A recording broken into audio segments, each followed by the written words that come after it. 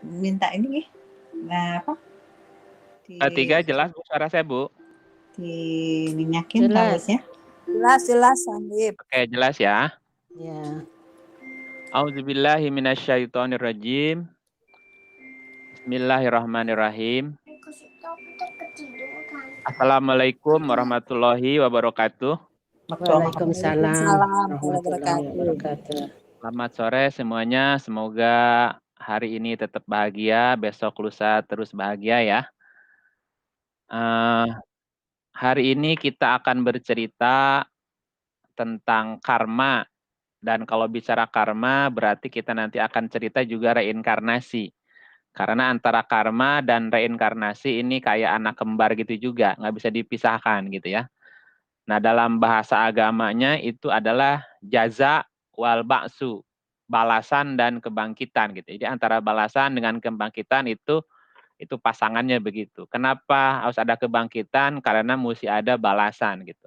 Kenapa ada reinkarnasi? Karena harus ada karmanya. Nah, untuk bisa mewujudkan karma, maka harus ada reinkarnasi gitu ya. Baik, kita mulai. Bismillahirrahmanirrahim. Alhamdulillahirabbil alamin. Alhamdulillahilladzi khalaqal mauta wal hayata liyabluwakum ayyukum ahsanu amala wa huwal azizul ghafur. Kita akan bahas kata atau kalimat reinkarnasi secara bahasa terlebih dahulu ya. Mungkin ibu-ibu semuanya sudah sering mendengar kalimat ini dan ya sudah paham bersama-sama lah ya. Jadi kata reinkarnasi itu dari kata re-in-karnis gitu ya. Re-in-karnis. Nah, kata Latin karnis berarti daging, inkarnis artinya mempunyai bentuk daging atau manusia gitu. Mempunyai bentuk manusia kembali. Nah, sedangkan reinkarnasi adalah masuknya jiwa ke dalam tubuh yang baru. Jadi jiwa, jadi gini, jiwanya adalah jiwa yang sudah ada, tetapi jasadnya jasad yang baru gitu. Nah, maka reinkarnasi juga bisa disebut sebagai kelahiran kembali gitu. Nah, kondisi ini disebut pula sebagai migrasi jiwa dalam bahasa lainnya, migrasi jiwa. Artinya, jasad yang lama ditinggalkan, orang nyebutnya mati. Dan pada suatu kesempatan, jiwa tersebut masuk ke dalam jasad yang baru.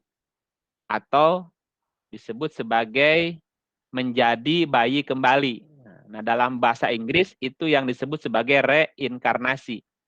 Atau disebut juga sebagai reborn. Reborn atau rebodiment gitu. Rebodiment gitu. Nah, bagi orang-orang yang beragama atau bagi agama-agama di timur, agama-agama yang tumbuh di India, Tibet, Cina, Jepang, dan di Kepulauan Nusantara khususnya, jadi reinkarnasi ini bukan lagi sebagai hal yang aneh sebetulnya. Nah, reinkarnasi bukan dipahami sebagai kepercayaan atau keimanan, tapi sebagai hukum alam gitu. Nah, bagaimana dengan di dunia barat gitu? Nah, karena sumber dasar filsafat barat adalah budaya Yunani dan Romawi, maka pada kedua budaya tersebut reinkarnasi diterima sebagai kepercayaan. Nah, di antara filsuf Yunani kuno yang terkenal di antaranya Plato. Plato yang hidup di abad ke-5 sampai ke-4 sebelum Masehi itu percaya bahwa jiwa itu tidak pernah mati. Dan si jiwa itu mengalami reinkarnasi berkali-kali gitu. Lalu pertanyaannya kapan reinkarnasi itu berakhir? Ya kalau kita lihat hukum alamnya semuanya pasti ada akhirnya gitu ya. Nah, dalam agama Hindu, dalam kepercayaan Hindu, reinkarnasi berakhir bila sang manusia itu sudah mengalami moksa gitu. Ini dalam kepercayaan Hindu. Nah, menurut agama Buddha, kelahiran kembali itu tidak akan terjadi lagi bila roda samsara telah berhenti dan sang jiwa selanjutnya pulang ke alam nirwana. Itu dalam bahasa Buddha. Nah, bagaimana dalam pandangan Islam, dalam pandangan Al-Quran? Nah, jadi Allah menciptakan yang namanya kematian dan kehidupan. Jadi Allah menciptakan yang namanya kematian dan kehidupan. Karena sebagai seorang yang beragama, tentunya segala sesuatu, urusan apapun, itu harus dikembalikan kepada sumber ajaran agamanya. Dan sebagai seorang muslim, maka mengurai atau membahas tentang reinkarnasi maupun karma juga harus dikembalikan kepada ayat-ayat Al-Quran. Nah, dalil-dalil yang tergolong karma dan reinkarnasi atau disebut sebagai kebangkitan dan pembalasan ini termasuk ayat-ayat mutasabihat. Artinya ayat-ayatnya tersebar di banyak surat, tersebar di banyak ayat gitu, tidak satu ceritanya. Jadi harus dikumpulkan semuanya. Dan yang namanya ayat-ayat mutasyabihat itu perlu dipahami maknanya dengan seksama. Nah, oleh kalangan awam, nah ayat-ayat seperti ini itu dilepas begitu saja gitu. Bahkan ada semacam kalau bukan himbauan, ya anjuran. Jadi kita nggak boleh terlalu banyak atau membaca ayat-ayat yang mutasyabihat katanya, bahkan ditinggalkan gitu. Nah, ini juga tidak bagus. Nah, orang awam begitu, ayat-ayat yang seperti ini ditinggalkan begitu saja. Dan ada pemahaman nggak boleh dipahami gitu, nggak boleh dipahami. Padahal Al-Quran itu telah memerintahkan kepada pembacanya untuk menggunakan akal dan menggunakan pikiran, juga gunakan hati untuk dapat mengerti makna yang tersembunyi di balik makna literalnya gitu. Maka setiap ayat itu kan pasti mengandung makna yang sangat dalam sekali. Nah, tadi berkaitan dengan mati dan hidup, bahwa kematian dan kehidupan itu diciptakan. Ya, mari kita lihat di surat Al-Mulk surat ke-67 ayat 2. Itu Allah berfirman, "Allazi khalaqal mauta wal hayata liyabluwakum ayyukum ahsanu amala." Dialah yang menciptakan kematian dan kehidupan. Kalimatnya begitu. Allazi khalaqal mauta wal hayata liyabluwakum ayyukum ahsanu amala. Dialah yang menciptakan kematian dan kehidupan. Dengan cara itu dia mendidik dan melatihmu, dan untuk memberikan nilai bagi siapa yang lebih baik amalannya. Dan dia itu maha perkasa lagi maha pengampun. Nah, pertama yang mesti kita cermati di ayat tadi adalah bahwa mati dan hidup itu diciptakan. Kholako itu diciptakan. Saya ulang lagi, bahwa yang namanya mati dan hidup atau kematian dan kehidupan itu diciptakan. Nah, hal semacam ini sering luput dari pemahaman. Orang menyangkanya yang diciptakan Tuhan hanya kehidupan. Mati itu juga ada di wilayah ciptaan Tuhan gitu. Demikian pula yang namanya hidup. Nah, tentu saja yang dimaksud di sini bukanlah hidup sejati, tapi hidup di dalam jasad. Jadi hidup di dalam jasad dan mati jasad itu juga diciptaan. Saya ulang. Jadi yang dimaksud hidup di sini bukan hidup sejati, tapi hidup di dalam jasad. Jadi hidup di dalam jasad dan mati jasad itu juga ciptaan. Hidup di dalam jasad juga mati. Mati dan hidup itu juga diciptakan. Jasad atau yang kita sebut sebagai raga itu hanyalah kendaraan gitu. Hanyalah kendaraan atau bahasa lainnya adalah pakaian. Kendaraan siapa? Kendaraan sang jiwa atau kendaraan sang nafas dalam bahasa lainnya. Bahkan di dalam ayat yang lain, latar kabuna tobakon an tobakin. Sesungguhnya kamu telah mengendarai banyak kendaraan tingkat demi tingkat dalam Quran yang lain. Ya. Nah, jadi jiwa itu berkendaraan atau jasad adalah kendaraan sang jiwa. Jika raga sudah tidak bisa dipakai atau alias sudah tidak berfungsi, maka jiwa akan meninggalkannya gitu. Tetapi jika jiwa hanya sekedar meninggalkan jasad, belum tentu jasadnya mengalami yang namanya mati. Nah, itu disebut sebagai peristiwa out of the body experience gitu, OOBE gitu ya. Jadi jiwa dapat keluar tubuh dan dia bisa kembali lagi. Nah, mari kita simak ayatnya di surah 39 Az-Zumar, itu ayatnya ke-42. Allahu yatawaffal anfusa hina mautiha wallati lam tamut fi manamiha fayumsiku allati qada 'alaihal mauta wa yursilul ukhra ila ajalim musamma inna fi dzalika la ayatil liqaumi yatafakkarun. Allah yang memegang jiwa manusia ketika matinya. Jadi ketika mati jiwanya dipegang. Dan Allah memegang jiwa di waktu tidur bagi yang belum mati. Berarti orang tidur juga dipegang jiwanya, berarti keluar. Dan ditahannya jiwa yang telah ditetapkan kematiannya. Nah, yang udah ditetapkan kematian jiwanya nggak balik. Sedangkan yang belum mati dilepaskannya hingga masa ajal tiba. Jadi ketika dia belum mati dibalikin tuh jiwanya sampai datang ajal. Sesungguhnya pada yang demikian itu terdapat ayat-ayat bagi orang yang berpikir. Ya, ayatnya seperti itu. Artinya apa? Selama garis kematian belum tiba, maka jiwa dapat bepergian ke sana kemari. Ya. Jadi jiwanya bisa pergi kemana ya, ke sana kemari, bisa keluar Mbak, masuk lagi. Nah, dalam keyakinan mistik timur, jiwa dan raga ini ada tali pengikat atau disebut sebagai benang perak atau silver cord gitu. Jadi apa namanya tuh? Ya benang perak, bukan benang emas ya namanya. Nah, selama benang ini tidak putus, maka orang yang mengalami OOBE tadi, apa OOBE tadi? Out of the body experience gitu. Nah, selama itunya nggak putus, maka dia tidak akan mati, dia akan balik lagi jiwanya. Nah, jika dilihat dari sudut energi gitu ya. Jika dilihat dari sudut energi, orang yang mengalami mati itu telah kehilangan energi prana namanya. Saya ulang.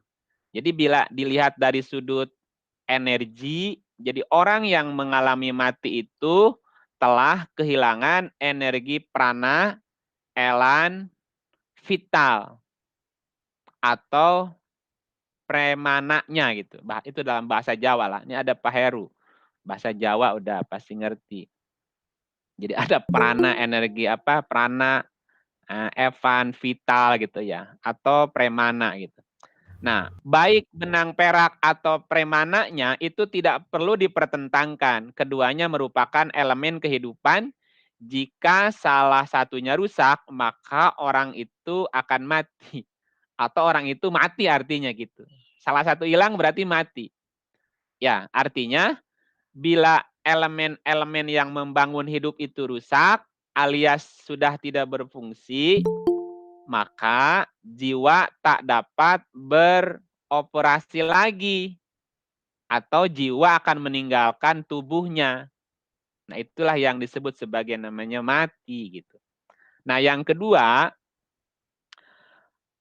penciptaan mati dan hidup itu dimaksudkan adalah untuk mendidik dan melatih. Liyabluwakum, untuk mengujimu. Menguji itu berarti mendidik, melatih. Agar manusia dapat berbuat, dapat beramal soleh. Ayyukum ahsanu amala, amal yang ahsan. Jadi jelas bahwa proses mati, hidup gitu ya. Mati, hidup. Di dunia ini dimaksudkan adalah untuk melatih manusia. Kalau dalam bahasa lainnya, dunia ini adalah sekolahan. School of life, gitu. Sekolah kehidupan namanya. Dunia adalah ladang bagi kehidupan berikutnya. Ad-dunya mazra'atul akhirah istilahnya. Dunia adalah ladang bagi kehidupan berikutnya.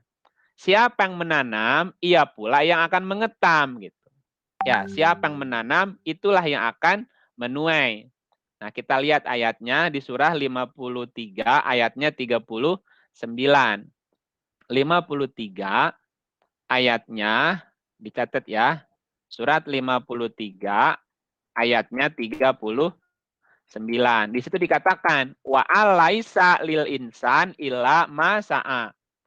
Dan tidaklah manusia itu memperoleh kecuali apa yang dia usahakan. Ya, ayatnya begitu. Tidaklah seseorang itu memperoleh kecuali apa yang dia usahakan. Itulah hukum sebab akibat, namanya karma. Apa yang kita dapat itulah yang kita perbuat. Apa yang kita perbuat itulah yang akan kita peroleh. Dan di dalam surah ke-51 ayat 56 dikatakan bahwa tujuan penciptaan manusia adalah mengabdi kepada Tuhan, mengabdi kepada Tuhannya, agar dia bisa kembali kepada Tuhannya.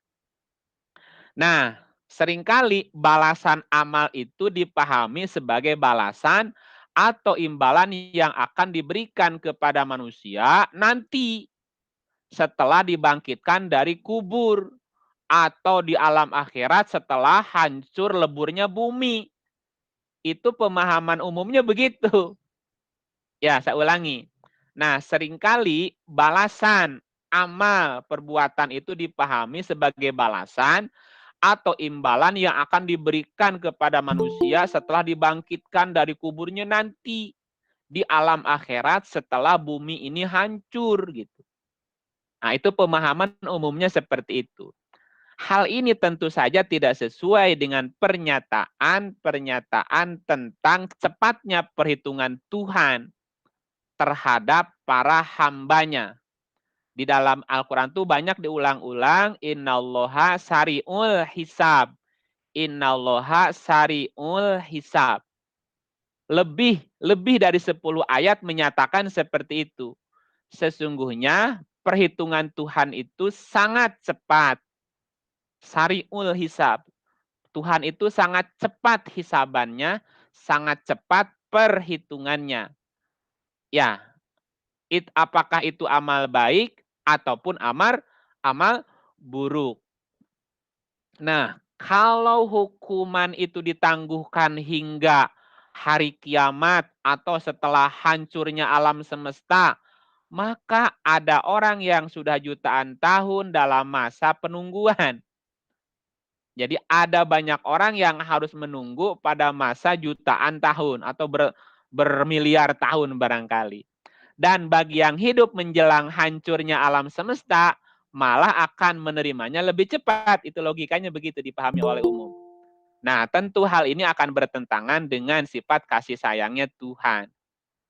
Ya, yang satu nunggu kelamaan, yang satu udah selesai langsung dihisap. Nah, balasan dan imbalan dari Tuhan terhadap amalan manusia itu amat cepat dan cepat alias segera gitu. Segera gitu ya. Dan perhitungan itu tidak seperti nilai rapot tentunya. Apabila nilai rapot sudah diperhitungkan, nilai plus minusnya sehingga seseorang tinggal terima jadi, apakah ia naik kelas atau tinggal kelas. Itu kan rapot. Tidak demikian dengan perhitungan Tuhan. Nah, di dalam surah Al-Zalzalah dikatakan, "Fama ya'mal mithqala dzarratin khairan yarah, wa may ya'mal mithqala dzarratin syarran yarah." Barang siapa yang beramal kebajikan seberat zarah, maka buah amalnya itu akan dilihatnya. Barang siapa yang beramal keburukan seberat zarah, maka balasan amal buruk-buruknya pun akan dilihatnya.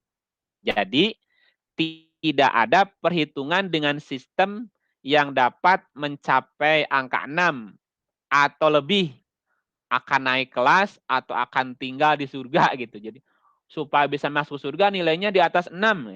Nggak ada nilai itu kalau di hadapan Tuhan.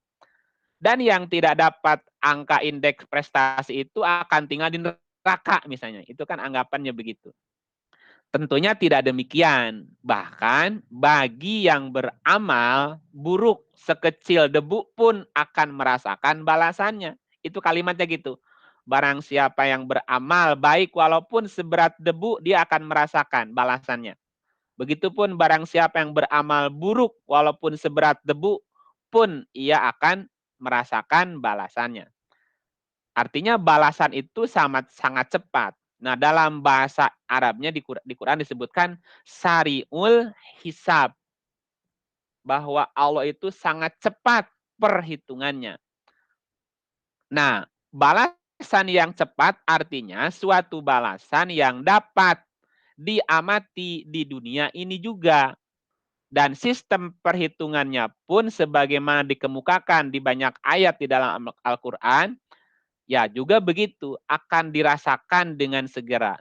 Nah, itu artinya balasan atau imbalan itu berlangsung di dunia ini juga. Nah, caranya yaitu dengan melalui kelahiran kembali itu. Orang menyebutnya reinkarnasi. Nah, dalam bahasa Quran disebutnya hari kebangkitan atau dibangkitkan hidup kembali. Untuk apa? Dia untuk menerima balasan amal perbuatannya itu. Nah, kalau nggak ada hari kebangkitan, di mana keadilan Tuhan, orang jahat, orang baik sama saja, kan nggak mungkin. Nah, hal ini disebutkan di dalam Al-Quran. Bahwa manusia datang sendiri-sendiri sebagaimana kejadian pada mulanya.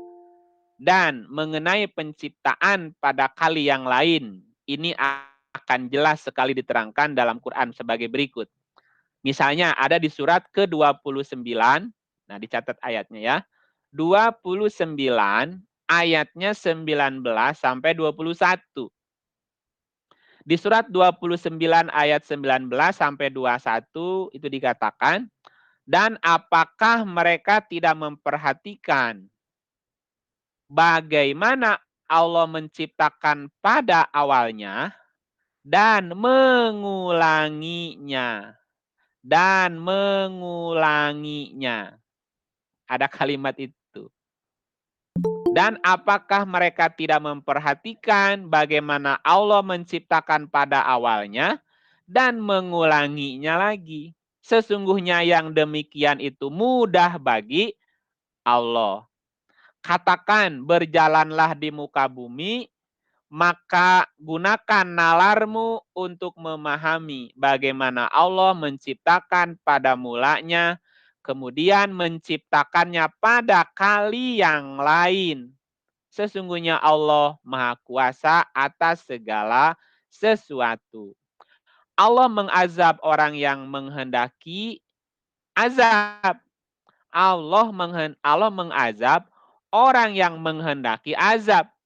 Dan memberikan rahmat kepada yang menghendaki rahmat itu. Dan hanya kepadanya kamu dikembalikan. Ya, coba perhatikan ayat-ayat yang barusan dibaca.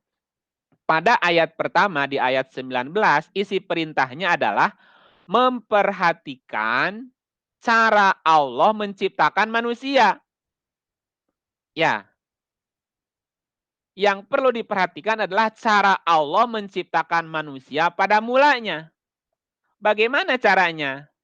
Caranya tentu melalui pertemuan sel telur pada wanita dan sel sperma dari pria. Jadi pertemuan spermatozoa, sperma dengan sel telur. Kemudian bersatu membelah diri. Akhirnya tumbuh menjadi janin di dalam perut ibu. Kemudian lahir ke bumi sesuai dengan garis nasibnya. Kalau dalam bahasa Ayah Edi semalam, setiap orang tuh membawa kode, membawa ya kode masing-masing. Membawa bakat masing-masing, punya minat masing-masing seperti biji kacang-kacangan gitu. Sudah bawa data masing-masing. Jadi setiap manusia lahir dilahirkan dengan datanya masing-masing. Ya, ada garis nasibnya dalam bahasa lain. Nah, ada yang dilahirkan di tengah orang berada, ada yang dilahirkan melalui keluarga papa, ada yang dilahirkan di kota, di gunung, macam-macam. Ya. Nah, setelah paham tentang penciptaan yang pertama, Tuhan bilang, Apakah kamu tidak memperhatikan penciptaan kali keduanya? Maka kita diminta memperhatikan bagaimana cara Allah mengulangi penciptaan itu. Kita diperintah untuk memperhatikan proses penciptaan ulangannya agar kita ngeh gitu. Agar kita ngeh, kita paham benar-benar bagaimana proses penciptaan manusia. Maka di ayat berikutnya dijelaskan, ya, jadi Allah memerintahkan kepada kita untuk menjelajahi bumi. Ya, kita diperintah untuk melakukan study tour atau widya wisata. Untuk apa? Untuk mengerti tentang bagaimana Allah menciptakan pada mulanya dan menciptakan pada kali lainnya. Ya, coba renungkan dalam-dalam. Seandainya penciptaan pada kali lain itu terjadi setelah dunia ini hancur lebur. Ya, gimana? Akan menjadi perintah yang salah gitu. Kan keyakinan di masyarakat gini Bapak Ibu, bahwa kita akan dibangkitkan hidup kembali setelah bumi ini hancur. Nah, kalau buminya hancur, kita dibangkitkan, hidup kembalinya di mana gitu. Kan gitu ya? Jadi perintahnya menjadi sia-sia. Mengapa? Karena penyelidikan penciptaan itu cukup di bumi ini. Baik penciptaan pada mulanya maupun penciptaan pada kali yang lainnya. Itu artinya bahwa kematian, kebangkitan itu terjadi di bumi ini. Di bumi ini, di bumi yang sama. Ya, yaitu apa? Berupa kelahiran kembali. Ya, lahir kembali adalah penciptaan pada kali yang lain. Kalau bumi sudah hancur, maka tidak akan dapat melakukan studi tentang kebangkitan itu. Jadi kalau diumpamakan gini Bu. Jadi di bumi ini ada lima jenis manusia sebetulnya. Ya, 5 jenis manusia itu apa? Ada manusia yang benar-benar baru lahir. Baru lahir. Jiwanya benar-benar baru berkendaraan manusia. Tetapi ada manusia X. Mantan namanya Bu. Ini mantan manusia X-Men. Dia pernah mengalami hidup beberapa kali jadi manusia. X-Men ini. Ya. Yang ketiga, itu ada manusia jelmaan. Jelmaan malaikat. Jadi manusia itu jelmaan malaikat. Nah, ada manusia jelmaan iblis gitu. Nah, yang terakhir, ini yang disebut sebagai hidir. Tuhan yang hadir dalam bentuk wujud manusia. 5. Gitu ya. Jadi ya kita diperintahkan oleh Tuhan memperhatikan itu. Jadi ketika kita ketemu orang, ini jiwa yang baru apa jiwa yang lama nih gitu. Di dalamnya gitu ya. Nah, pada penciptaan kali yang lain itulah seorang manusia yang dilahirkan menerima balasan berupa azab atau rahmat. Atau kita lihat dulu ayatnya bahwa kehidupan, kematian itu di bumi. Ya, itu lihat suratnya surat 7 ayatnya 25. Ya. Coba lihat ayat 7 surat 7 ayat 25. Kalau nggak salah bunyinya begini, di bumi itu kamu hidup. Di bumi itu kamu mati. Dan dari bumi itu kamu akan dibangkitkan hidup kembali. Ya, coba dicek ayatnya, takut salah baca. Karena dihafal. Ya, coba lihat ayatnya, Bu. Kalau yang baca apa namanya? Pegang Quran. Surat 7 ayatnya 25. Ya. Qala fiha tahyauna wa fiha tamutuna wa minha tukhrajun. Ini menggunakan katanya jamak. Tahyauna wa fiha tamutuna wa minha tukhrajuna. Ini menggunakan kalimatnya jamak.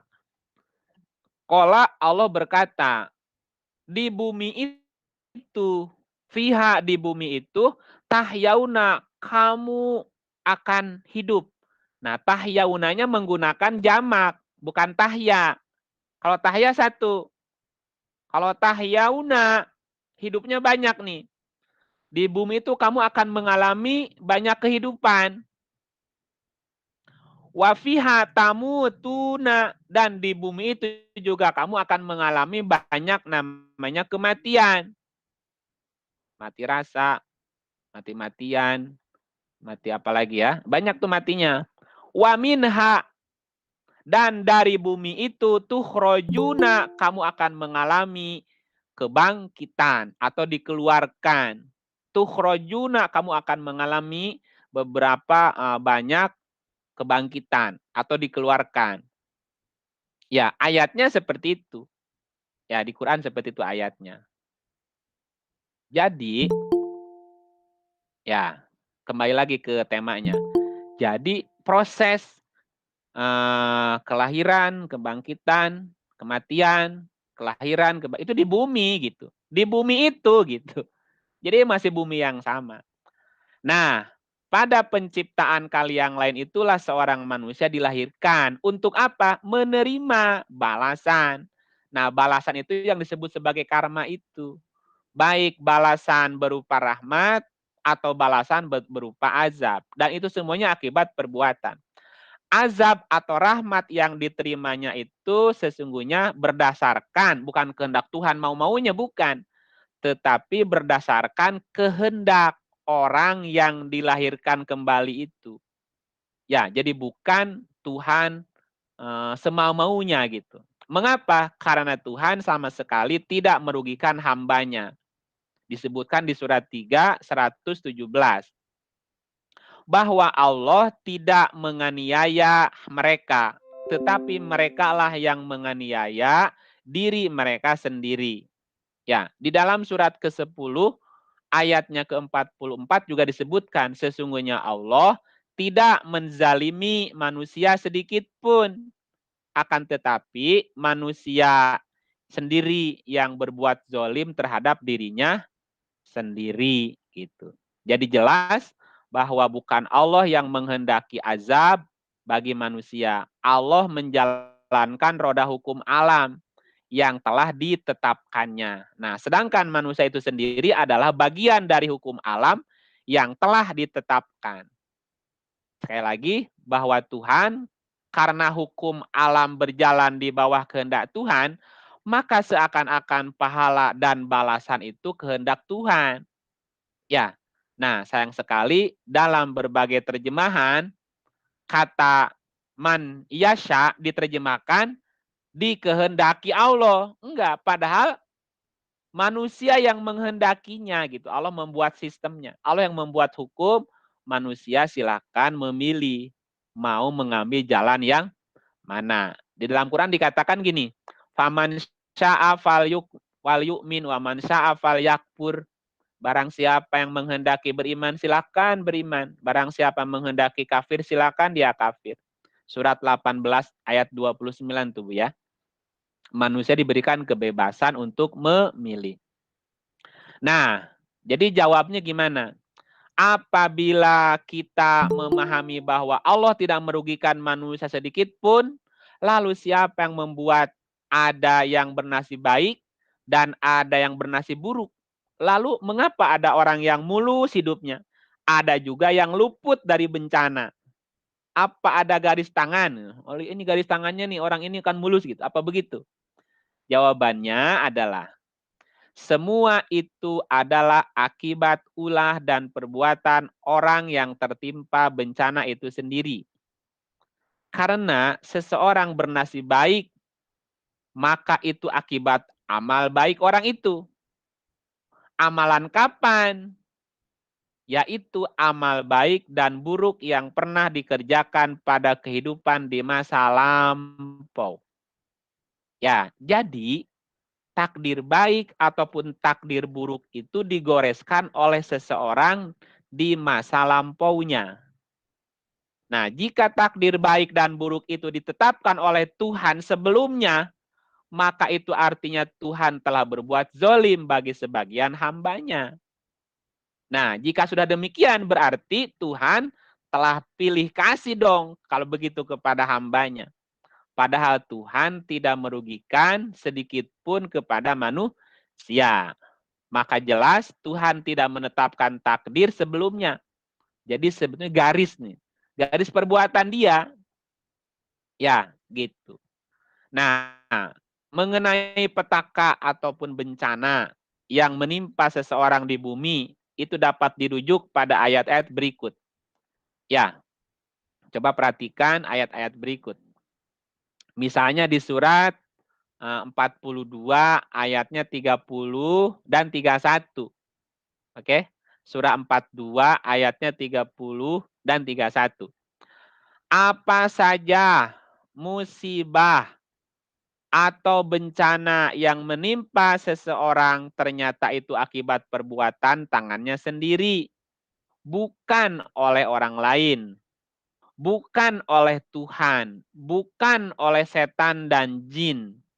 Ternyata semua itu disebabkan oleh ulah yang tertimpa musibah itu.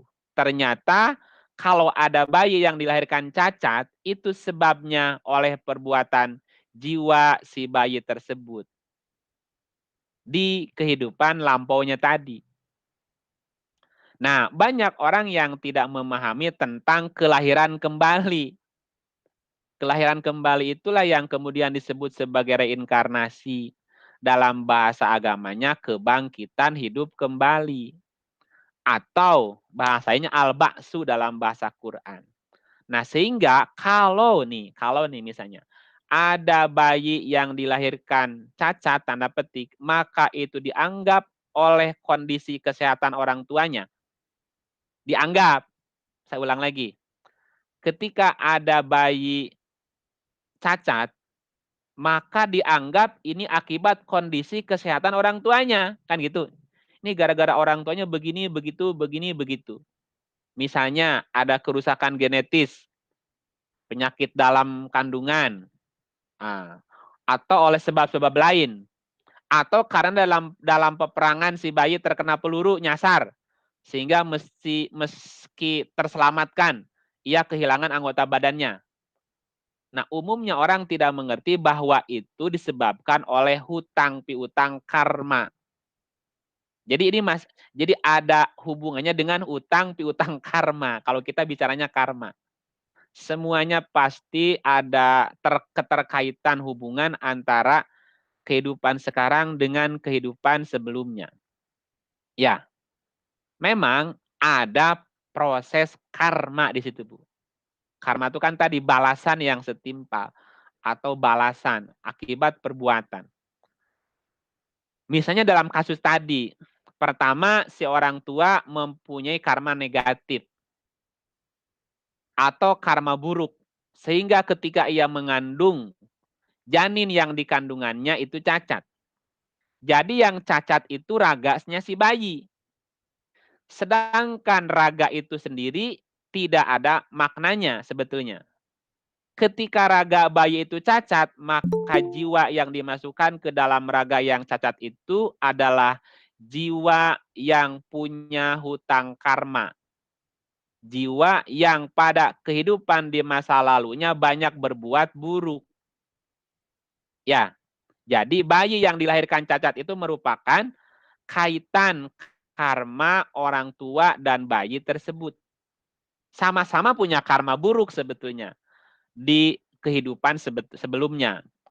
Nah, meskipun hal ini tidak berarti ada kaitan karma buruk antara orang tua dan si bayi pada kehidupan sebelumnya. Jadi si orang tua yang mendapat titipan bayi itu juga sedang menerima karma, si bayinya pun sama-sama sedang menjalani karma itu balasan. Oke, kembali kepada ayat yang diterangkan tadi, disebutkan bahwa Tuhan mengampuni sebagian besar kesalahan manusia. Apa kaitannya dengan reinkarnasi atau kehidupan kembali?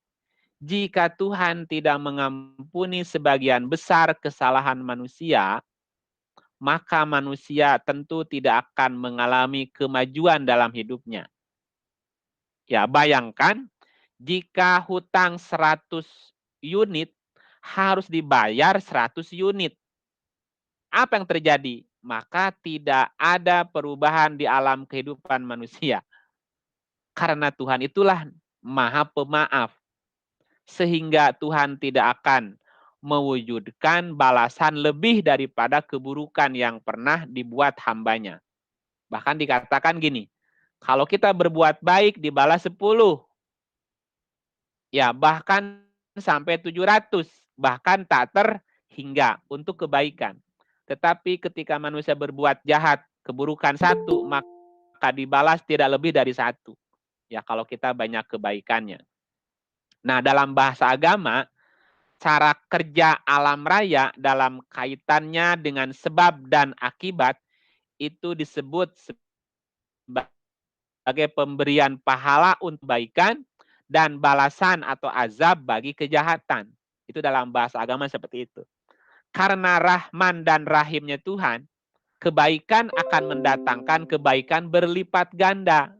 Tetapi keburukan hanya mengakibatkan keburukan yang setara atau bahkan kurang karena Tuhan Maha Pengampun. Nah, bagi ibu-ibu di Fakultas Psikologi nggak aneh. Dalam bahasa psikologisnya gini, alam raya itu bersifat memaafkan gitu. Alam raya itu bersifat memaafkan. Atau bahasa lainnya, alam itu memperbaiki dirinya sendiri ketika rusak. Nah, hal semacam inilah yang disebut dalam Quran sebagai kebajikan Tuhan. Bahwa dia memaafkan sebagian besar kesalahan yang dilakukan oleh manusia. Nah, itu yang disebutkan di dalam surah 42 ayatnya 31. Belum Nah, boleh tanya, Pak. belum, satu lagi, dikit lagi ya Bu ya. Oke, dikit lagi. Udah nggak sabar nih. Ya, dikit lagi. Jadi di surat 4231 itu terdapat peringatan dari Tuhan yang apa isinya? Jadi secara normal gini, manusia tidak akan dapat meninggalkan bumi ini. Manusia tidak akan dapat meninggalkan bumi ini. Salah satu unsur pembentuk fisik manusia adalah unsur bumi.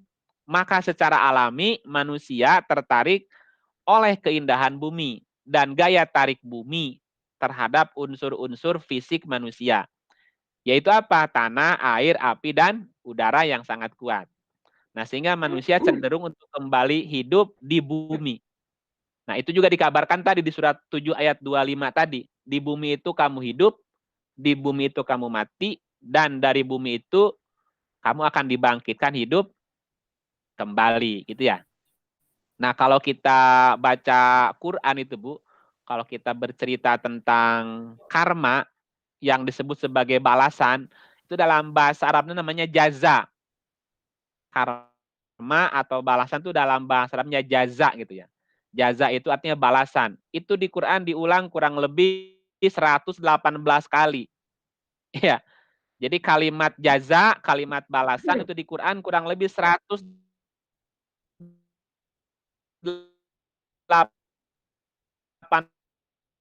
kali diulang. Jadi banyak sekali ayat-ayat yang berkaitan dengan kebangkitan hidup kembali. Itu dari kata ba'asa artinya bangkit. Itu kurang lebih ada 69 kali diulang. Jadi karma ada berapa tadi, Bu? 100. Nah, kalau kita baca karma itu lebih dari 100. Ayatnya banyak banget tentang balasan ya. Ada 118 ya. Kalau ayat-ayat tentang kebangkitan itu 69 kali diulang dalam Quran. Nah, banyak orang yang mengabaikan istilah atau bahasan ini, Bu. Karena itu dianggap ajaran agama lain katanya gitu. Ya, terutama kalau orang udah dengar reinkarnasi, itu itu ajaran Hindu Buddha gitu. Karma apa itu karma gitu ya, Bu ya. Oke, kalau begitu sisanya boleh kita untuk bertanya dan menjawab. Nah, ini Bu Dawi udah duluan nih, duluan mau bertanya nih. Oke ya, kita buka sesi tanya jawab ya. Baik, monggo. Ya. Boleh saya dulu, Pak? Oke, siap. Monggo Ibu Boleh Dewi. Ya. Ya. Gini, Pak. Ini ada 3 hal ya, Pak. Ya, satu, tentang karma. Kan kita minggu lalu udah bicara karma. Ya, Yang takdirnya kan ya, Pak. takdir. Terus Pak Iip juga mengatakan ada dari istilah karomah. Iya, Pak, ya? Ya, karoma, ya. Karomah. Tapi karomah itu kan artinya juga bagus Iya, ya, iya, positif iya. gitu. Tapi dari penjelasan Pak Iip tadi, dan di sini mungkin kalau kita lihat di yang mungkin surat 7, ya 25. Gini, Iya, jadi 725, boleh ya. nggak kalau karma itu, Pak, diartikan jadi semacam konsekuensi dari perilaku kita, konsekuensi dari perbuatan kita, betul, Pak? Iya, Jadi iya, konsekuensi konsekuensi itu logis gini. lah. Iya. Jadi kalau perbuatannya buruk, jelek, ada konsekuensinya yang nggak bagus, gitu. Iya. Kalau dia berbuat baik, ada konsekuensinya sesuai dengan kebaikan itu, gitu ya, Pak, ya. Jadi di Ya, sini ya. mungkin karma itu adalah konsekuensi. Nah, terus yang kedua, itu kan tadi bicara mengenai bahwa manusia itu ya mati di bumi, lahir di bumi, mati di bumi, dihidupkan kembali di bumi, gitu ya. Di bumi, Dan, ya. dan itu bicara, kalau yang di ayat tuh disebutnya di sana gitu ya, bukan kata bumi, kalau yang di Quran. Nah, gini Pak, maksud saya, mungkin enggak sih kita itu bicara mengenai dia dapat hukuman, atau dia dapat hadiah, atau dia dapat apa, sebetulnya di dalam satu proses kehidupan dari sejak lahir sampai dia mati ya Pak ya. Sebab ya, ya. katanya konsekuensi itu, karma itu kan kita dapat sepanjang kehidupan kita, gitu. Ya, ya. Bisa, itu Pak. Jadi maksud saya gini, karena kalau misalnya kita menyebut reinkarnasi, tunggu, ini saya mau lihat, di ini Pak, di surat tadi 42, 30, 31, di situ sama sekali Pak tidak ada kata-kata yang sebutan bahwa hasil perbuatan dari kehidupan kita yang lalu itu nggak nyata tuh Pak di ayat 30 maupun 31. Jadi enggak, di sini yang saya baca tuh pengertiannya justru di dalam satu rentang kehidupan sebelum, jadi sejak dia lahir sampai dia mati gitu ya. Bahwa kemudian dikatakan nanti setelah mati itu ada kehidupan kembali, itu tetap nanti di bumi juga gitu. Dulu itu pada waktu membicarakan ini, seingat saya kehidupan kembali ini yang supaya menjadi lebih baik itu menyadarkan kita agar saat ini kita harus hidup lebih baik untuk bekal sehingga seandainya nanti dibangkitkan kembali kita mendapatkan yang lebih baik dari yang sebelumnya. Itu Pak yang saya tangkap dulu. Iya. Oke. Jadi salah gini Pak pengertiannya? ya, nggak salah kan gini. Jadi kan ada namanya siklus kehidupan, Bu. Nah, kehidupan namanya kehidupan kemanusiaan, hidup manusia lah kalau disebutkan gitu. Ya. Ada siklus per 50.000 tahun. Waduh. Itu 50.000, itu siklusnya peradaban. Itu siklusnya peradaban. Ada siklus di bawahnya dari 50.000 1.000. Nanti di 1.000 di bawahnya ada siklus per apa namanya 700, 350, 100 sampai seusia manusia itu. Sampai nanti ada siklus harian gitu. Harian, mingguan, bulanan, tahunan, windu, nah, per 10, per 1.000, per 50.000 gitu. Nah, jadi gini, apa yang kita rasakan hari ini, apa yang kita terima hari ini balasan perbuatan kita kemarin. Betul. Berarti itu di rentang waktu per periode hari. Gitu. Per hari gitu kan, per hari. Kalau saya sekarang minum obat, kalau sekarang minum jamu, besok badan seger. Itu kan langsung. Heeh. Kalau hari ini saya kecapean, kurang tidur, besok ya badan ambruk. Itu kan juga sama, Heeh. hukum karma juga, hukum sebab akibat. Tapi itu kan siklusnya siklus harian gitu. Betul. Tetapi ada siklus yang sifatnya bukan harian, tahunan. Jadi kita Ya. baru merasakan akibatnya setelah tahunan hitungannya. Iya. Misalnya setelah setahun, setelah 7 tahun baru terulang atau kerasa akibatnya. Dulu mah nggak kerasa dulu. Misalnya karena usia masih muda, dia sering jalan malam, sering jalan pakai motor, malam-malam nggak pakai dadanya nggak pakai tameng. Iya sih, hari itu nggak kerasa, orang masih muda. Tapi nanti di usia sekian baru kerasa tuh ada penyakit di dalam misalnya. Nah itu kan ada siklus karma yang tidak hari itu. Jadi ada karma harian, karma mingguan, ada karma bulanan, tahunan, bahkan puluhan tahun baru kerasa di hari tua gitu. Dan juga ada balasan yang nanti di kehidupan berikutnya gitu. Itu kan akumulasi dari nol sampai kematiannya. Akumulasi nanti akibatnya juga ada di kehidupan berikutnya. Ya. Gitu, Bu. Ya. Yang Bapak jelaskan terakhir ini mungkin itu yang saya coba pahami seperti itu gitu, Pak. Jadi apapun yang kita alami sekarang itu adalah juga hasil dari apa yang saya lakukan 30 tahun yang lalu. Yang lalu, betul. Kayak gitu lah itu. Nah, boleh nggak kalau saya simpulkan, intinya, oleh karena itu setiap saat, setiap hari kita harus berpikir atau kita harus bicara dengan artinya aturan Allah supaya kita itu mendapatkan konsekuensi yang selalu lebih baik di saat yang mendatang gitu. Kira-kira boleh nggak Pak saya simpulkan gitu? Boleh aja. Ya, boleh. Kan ada ungkapan seperti ini, ada ungkapan gini. Kalau kita ingin tahu masa lalu kita, kalau kita ingin tahu seperti apa masa lalu kita, lihatlah apa yang kita terima hari ini.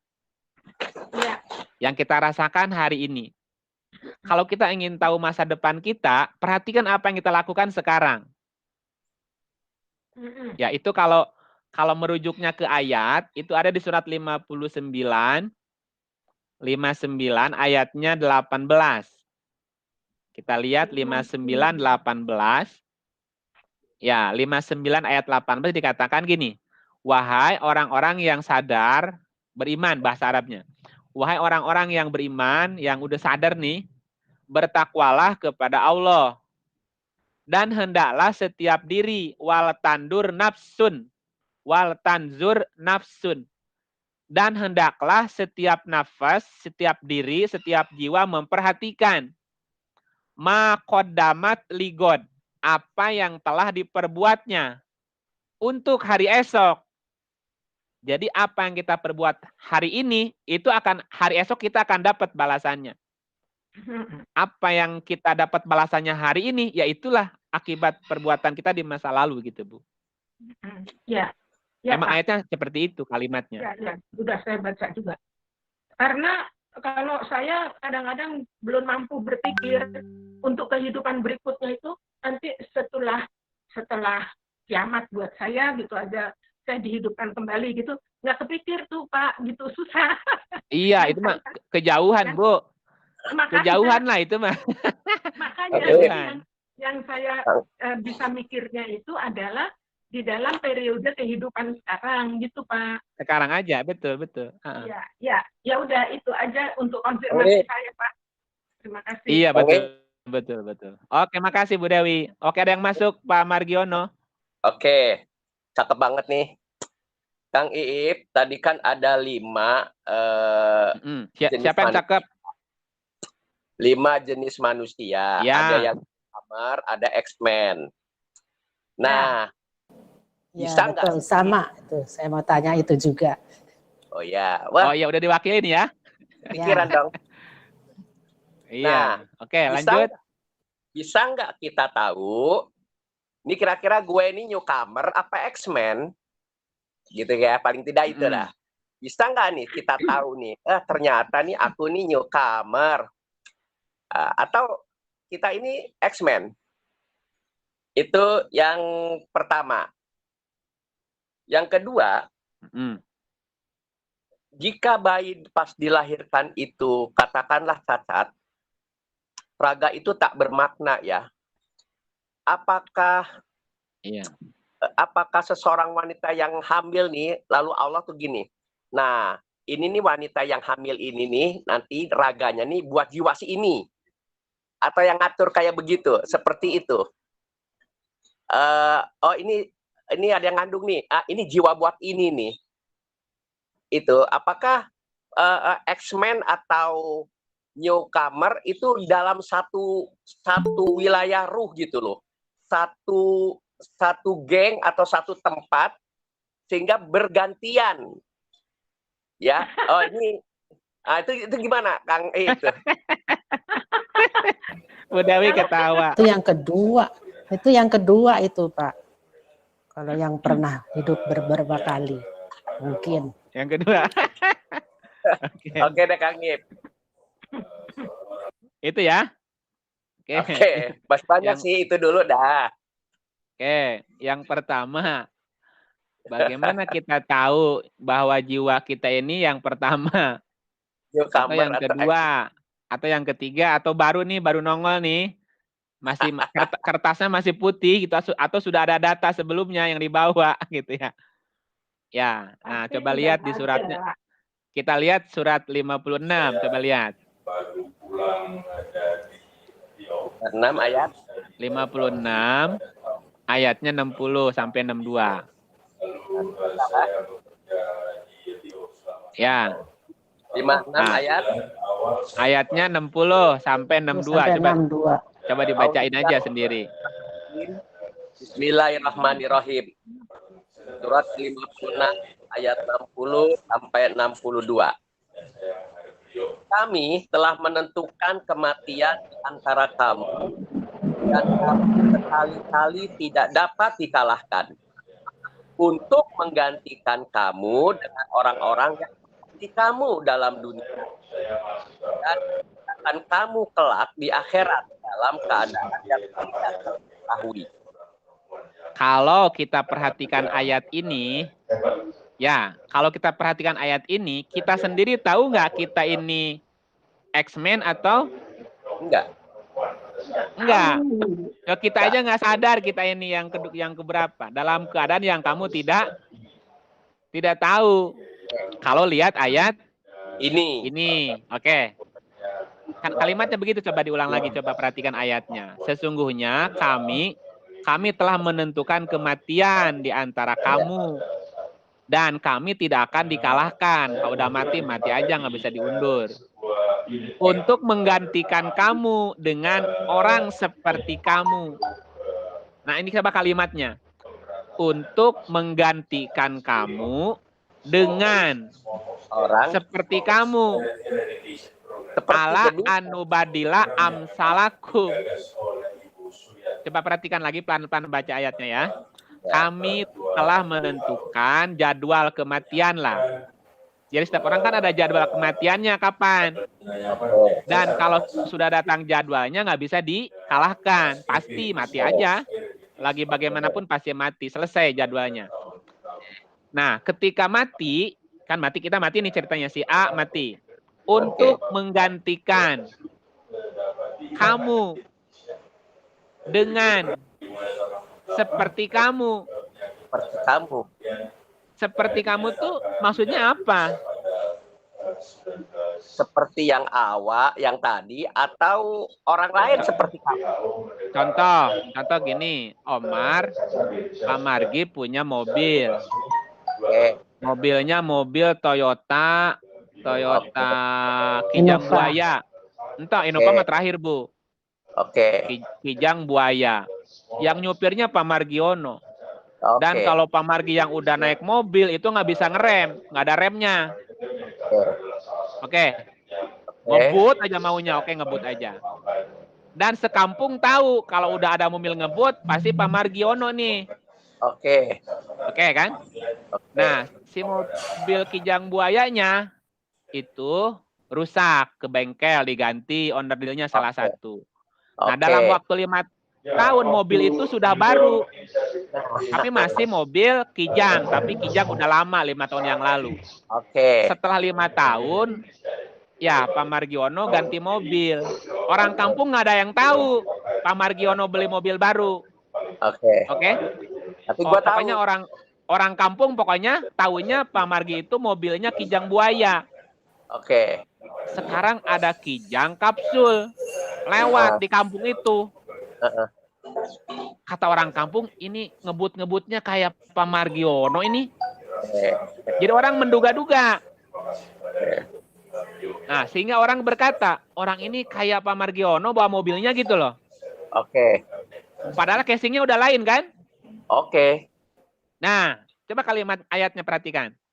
Ketika si A mati, dia digantikan untuk menggantikan kamu dengan yang seperti kamu. Kamu. Yang seperti kamu tuh apanya ini? Nah, itunya. Ngebut. Tukang ngebut. Ngebutnya. Berarti isinya siapa walaupun mobilnya ganti? Ya, tahu pasti. Oh, ini mobil Ya, gua. kurang lebih dia lah gitu. Oke. Ya, misalnya gini contoh. Misalnya Bapak Ibu punya kakek, punya nenek, punya teman, punya keluarga ya. Oke, keluarga itu sudah wafat, Bu. Kakeknya udah nggak ada, neneknya udah nggak ada. Satu ketika Ibu ketemu seseorang, oke? Itu kok kayak kakek saya. Bah, itu kok kayak kakek saya ya? Karakternya, ngomongnya, bicaranya. Nah, itu kalimatnya ini ayatnya. Iya. Bahwa Allah menggantikan kamu dengan yang seperti kamu. Karena kamu yang dulu udah nggak ada. Iya. Itu nggak? Iya, Nah, iya. itu kan yang bicarakan sesama jiwa, sesama nafas. Ya, nafas kita yang ngomong, kok perasaan saya kenal nih sikap itu, perilaku itu saya kenal nih. Ini kayak kakek saya ya. Tapi kalau kita tanya, kamu kakek ya? Bukan, saya ini eyang. Emang udah ganti, pasti nggak bakalan ngaku. Dan menciptakan kamu kelak, wayun syi'akum. Kalimatnya bukan wa khalaqnakum, bukan. Yunsia itu kan ciptaan pengulangan. Ya. Gitu bahasanya. Jadi mobil lama dimodif gitu, bodinya diganti, tapi mesinnya masih itu. Oh, kayak istri kita pakai operasi plastik gitu ya. Nah, kita punya istri dioperasi plastik. Ya bodinya ganti, dalamnya mah itu juga sama. Kayak bini gua nih ya, padahal emang bini gua itu ya. Nah, iya. Nah gitu. Nah, di ayat 62 dikatakan walaqad alimtumun nas'atal ula, dan sesungguhnya kamu telah mengetahui penciptaan pertama. Maka mengapa kamu tidak memperhatikan? Oke.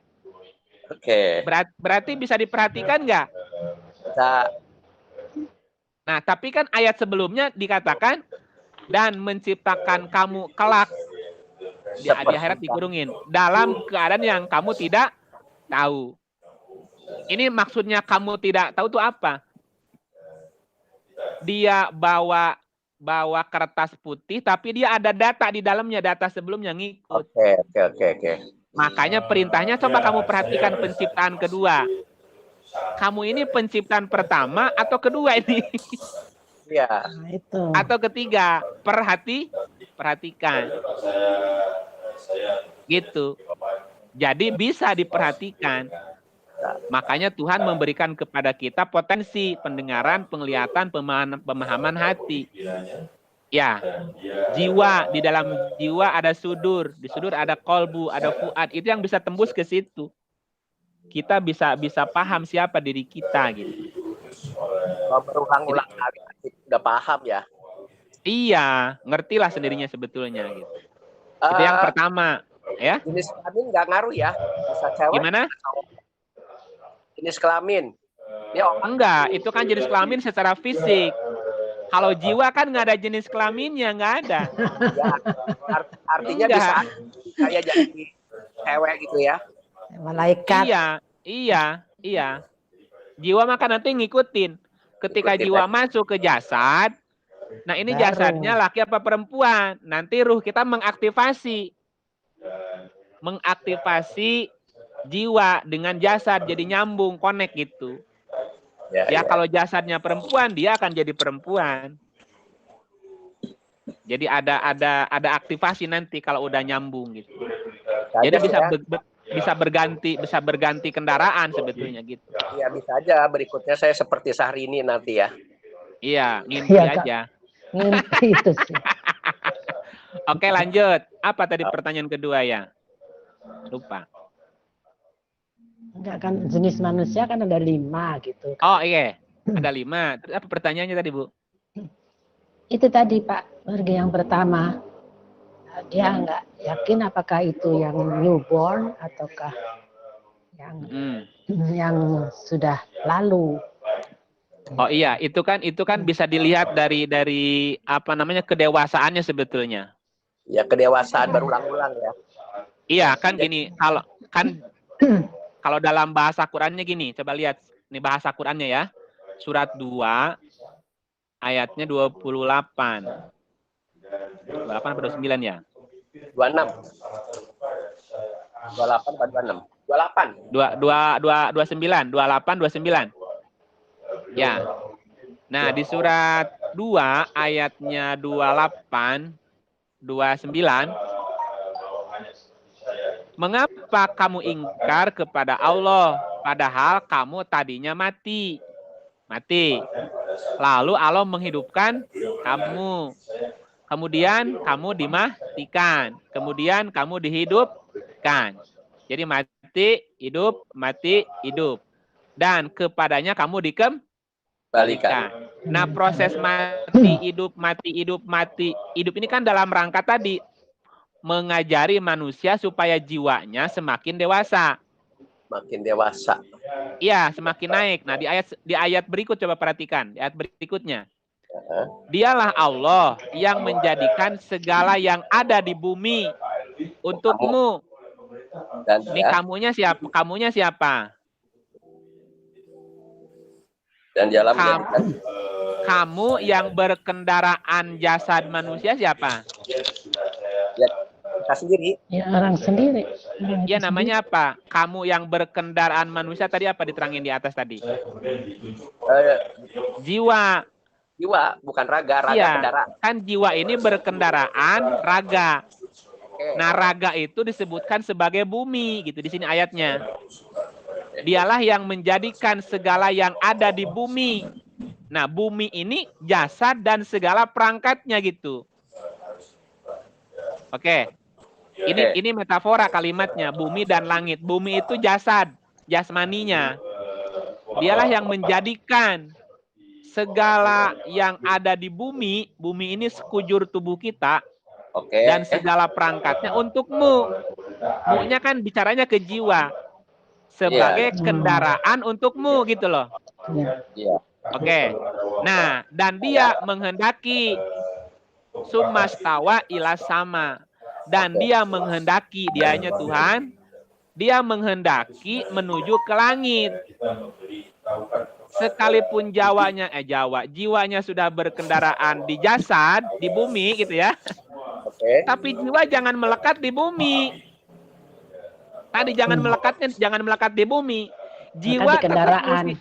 Kan itu kendaraan saja. Nanti harus lepas suatu ketika. Lepas, sekalipun jiwa sudah ada di dalam jasad di bumi, tapi jiwamu jangan melekat di dalam bumi.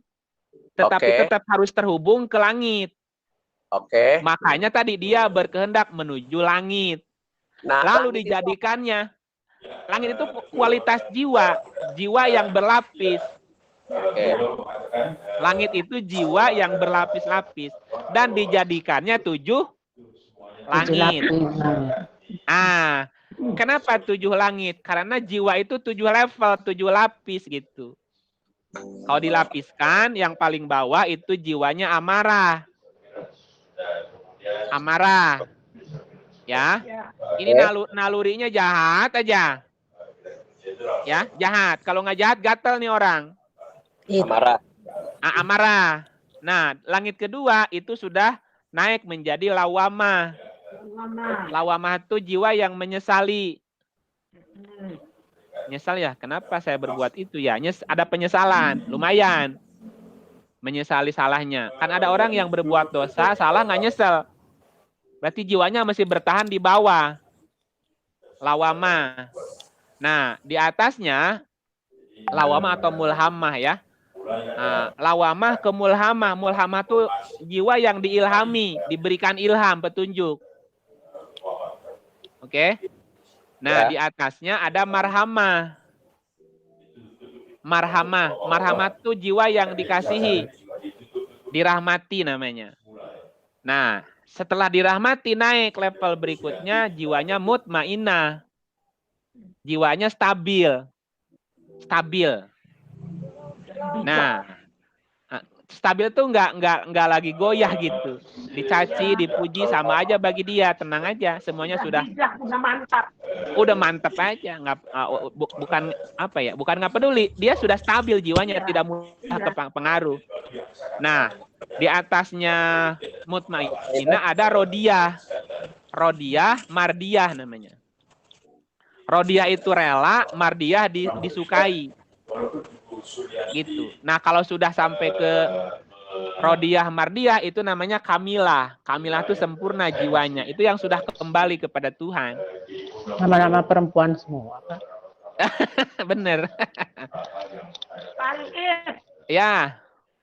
Iya benar deh Pak Iip. Jadi ini memang sebenarnya kita sedang membicarakan yang hidup kembali atau setiap kali hidup kembali itu sebetulnya dia menemukan satu tingkatan yang jauh lebih tinggi, yang lebih baik. Makin meningkat sampai yang tadi itu ke langit itu ya Pak ya. Iya, naik ke langit. Jadi, istilahnya itu. Ya, itu istilahnya. Sebetulnya itu adalah simbol dari tingkatan yang tertinggi dari yang paling rendah amarah itu tadi ya Pak ya. Iya. Jadi saya tetap mencoba menyimpulkan bahwa ini kita bicara tentang bagaimana menyempurnakan manusia dari lahir menjadi manusia yang sudah sampai melangit itu loh Pak. Melangit ya. Makanya ada istilah manusia langit kan? Ya. Dan artinya ketika setiap perbuatan itu baik, itu dia akan meningkat gitu ya Pak ya. Dia akan selalu menemukan hal yang baru. Sebab tadi begini, ada Pak Iip menjelaskan ketika orang kemudian menyesali kesalahannya. Dan dengan menyesal orang itu kan berusaha untuk memperbaiki, untuk meningkat lagi gitu Pak. Iya, betul.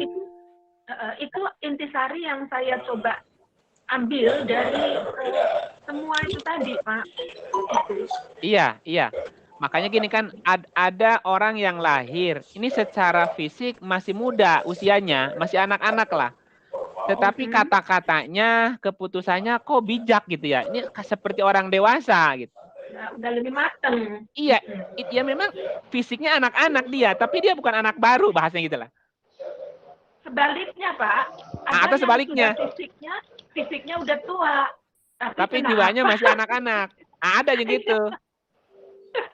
Berarti dia mesti sekolah lagi berikutnya. Dia belum naik ke langit ya. Ya, dia kan belum belajar. Dia belum belajar dari alam, dari kehidupan tuh yang kemarin kita bicara ya Pak minggu lalu. Iya, betul. Pak, kalau yang ketiga itu Pak, yang merupakan kan 5 jenis. Lalu yang ketiga itu yang merupakan jelmaan malaikat. Itu sebetulnya apa itu? Ya contoh. Jadi ada manusia jelmaan malaikat. Jadi malaikat yang menjelma gitu. Malaikat yang menjelma. Ini contohnya gini. Ini saya kasih ayatnya. Contoh manusia jelmaan, tapi ayatnya panjang nggak apa-apa ya. Surat 2 ayatnya 102. 102. Panjang. Iya, saya bilang panjang ayatnya. Panjang.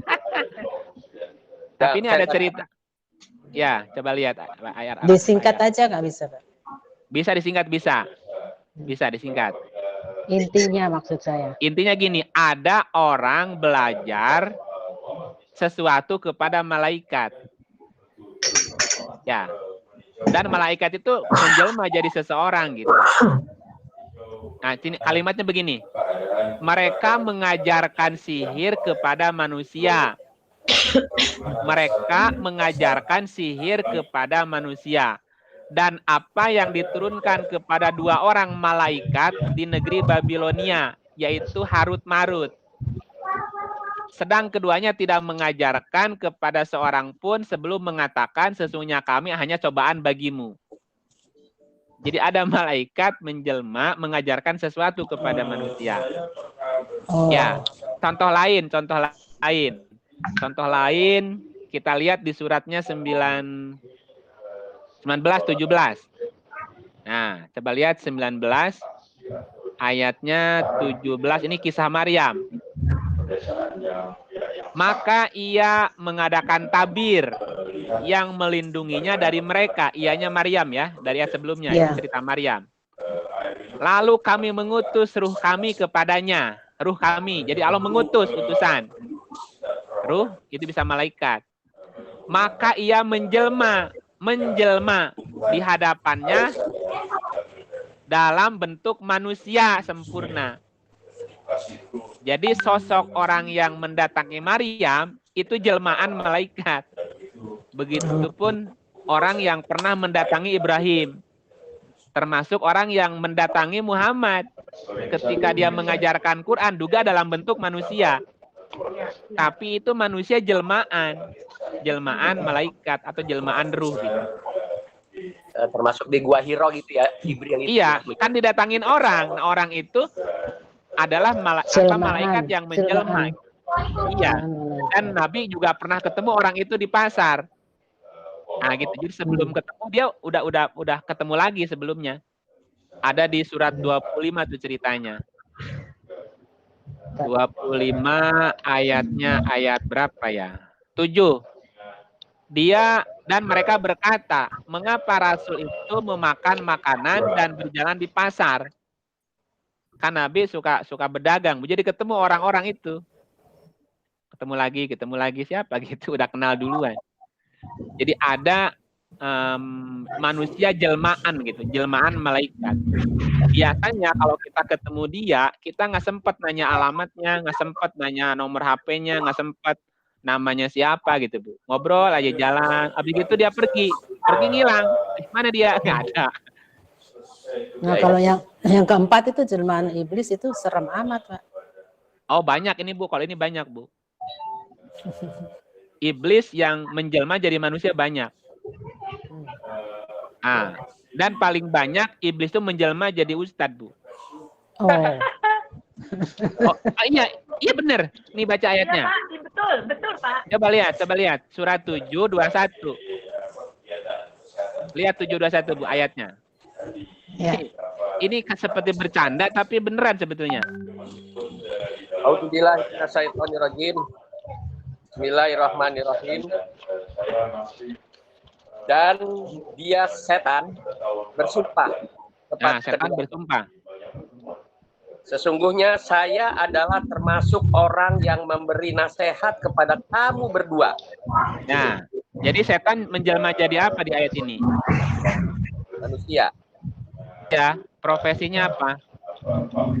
Tokoh, pemberi nasihat. Ini sumpah setan loh. Sesungguhnya saya adalah termasuk orang-orang yang memberi nasihat. Aku bersumpah. Aku ini penasehat. Nah, orang yang kerjaannya nasihatin orang, itu apa, Bu? Ustadz, guru. Psikolog, Pak. Psikolog termasuk. Hati-hati, setan di situ menjelmanya, Bu. Makanya orang percaya dia. Ya. Jelmaan ini enggak? Ya? Punya rumah enggak? Ya kalau iblis yang menjelma jadi ustadz punya rumah enggak? Ya karena iblis itu bukan sosok kasar, dia bisa keluar masuk. Oh. Iyalah. Keluar masuk dia. Juga masuknya ke sini ya. Iya. Jadi gini. Jadi rumahnya di situ ya, Wi. Jadi di bumi ini ada tiga perwakilan. Kalau disimpulin dari 5 tadi. Jadi di permukaan bumi ini ada 3 perwakilan. 1, ya manusia perwakilan Tuhan. Oke, jadi manusia perwakilan Tuhan. Maksudnya jasadnya dia, ruh jiwa raga dia dipakai tangannya Tuhan gitu. Jadi tangannya Tuhan. Ya, Isinya pasti full kasih sayang. Pasti. itu malaikat. Enggak, ini Bukan. manusia. Bukan manusia Bukan. perwakilan Tuhan. Ya. Nah, ada manusia perwakilan malaikat. Oh. Nah, itu. Kalau manusia perwakilan Tuhan, dia rahmat bagi semesta. Rahmat bagi semesta. Kalau perwakilan malaikat, Nah, kalau manusia perwakilan malaikat, dia berfungsi menjaga alam. Tapi nggak kreatif dia, jaga aja dia mah. atau tukang zikir terus. Menjaga. Dia tidak jahat tapi tidak merusak, tidak jahat tapi tidak memberi kontribusi banyak gitu. Dia mah menjaga apa adanya aja gitu aja. Kalau adanya. dalam Hindu itu ke Nabi Wisnu itu. Nah, biksu atau kalau di sana ada sufi. Bukan dalam Hindu itu Wisnu. Wisnu. Dewa Wisnu. Dia nggak kreatif menjaga gitu. alam saja. Jadi ada manusia perwakilan iblis setan tuh. Berbon yang goda. Nah itu ngegoda, ngerusak, menghasut, mengujar kebencian, apa karena mah bikin ulah aja. Banyak ya Pak. Tapi tadi yang kelima itu belum Pak. Ya? Yang kelima belum loh. Nah yang kelima mah susah ditemuinnya Bu. Itu Nabi Musa aja nggak bisa ketemu ya Pak ya? Nggak bisa. Karena sudah keburu hancur. Iya. Dan pingsan, gunung itu hancur. Di Quran itu ada yang serupa. Samia itu sama. Samia. Pertanyaan yang kedua tadi belum. Yang mana? Jadi ketika jiwa ada di suatu alam, di situ kan ngumpul nggak jiwa yang mau newcomer sama jiwa yang sudah pernah dapat raga. Yang kedua itu. Dia kan ngumpul di suatu tempat ya, mungkin. Kemudian ketika dia ada mau, ini si X-Men, katakanlah si X-Men nolak. Ya. Bisa nolak. Saya nggak mau di perut itu nggak mau nih. Aku mau pilih. Bisa nggak memilih jiwa itu memilih baju? Nggak bisa, orang udah ditentukan. Gini, bahasanya gini ya, kalau kita, ini masih panjang, nanti kita kasih judul sendiri untuk ini ya. Nanti kita cerita. Iya, nanti judulnya bukan tentang karma. Bukan tentang reinkarnasi, tapi tentang balada perjalanan sang jiwa nanti. Oke. Balada perjalanan sang jiwa. Jadi gini, jadi yang bisa dipetik gini. Misalnya gini, kita sekarang hidup di episode sekarang ya. Nih. Iya. Kita yang sekarang nih. Nanti kan ada akhirnya nih, hidup kita akan berakhir nih. Oke. Nah, ketika hidup kita berakhir, berarti sekolah kita selesai. Sekolah yang sekarang nih. Oke. Nah, setelah sekolah kita selesai, itu ada 3 apa 4 ya? Ada 3 level kelulusan. Ya, yang pertama ada orang yang lulus cum laude. Cum laude nih, berarti nilainya melampaui rata-rata. Yang kedua, ada orang yang lulus biasa. Ada orang yang lulus bersyarat. Lulus tapi bersyarat. Dan yang keempat, tidak lulus. Gagal, tidak lulus. Nah, ini balasannya beda-beda. Nah, orang yang lulus cum laude, nanti ada namanya sendiri di Quran. Nanti saya bahas sendiri ya.